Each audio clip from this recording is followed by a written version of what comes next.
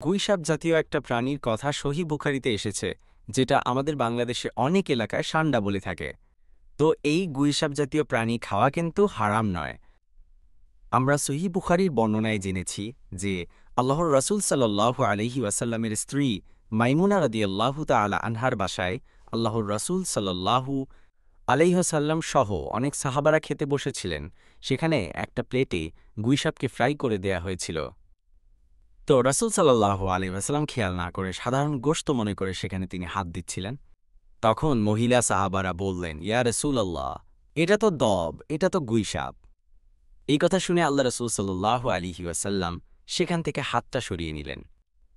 তো এই দৃশ্য দেখে খালিদ ইবনে ওয়ালিদ রাদিয়াল্লাহু তাআলা আনহু জিজ্ঞেস করলেন, ইয়া রাসূলাল্লাহ, গুইসাপ খাওয়া কি হারাম?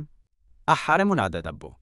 ইয়া রাসূলাল্লাহ, আপনি যে হাত সরিয়ে নিলেন, গুইসাপ খাওয়া কি হারাম? আল্লাহ রাসূল সাল্লাল্লাহু আলাইহি ওয়াসাল্লাম বললেন যে, না, গুইসাপ খাওয়া হারাম নয়, তবে আমি এটা খেয়ে অভ্যস্ত নই। আমাদের এলাকাতে এটা পাওয়া যায় না, এজন্য আমি এটা খাচ্ছি না।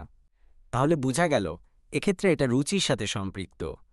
সুতরাং গুইসাপ হালাল বলে যে গুইসাপ আমাদেরকে খেতে হবে, সান্ডা আমাদেরকে খেতে হবে, এমন কোনো কথা নেই। আপনার যদি রুচিতে কুলায় আপনি খাবেন, আর রুচিতে যদি না আসে তাহলে আপনি খাবেন না।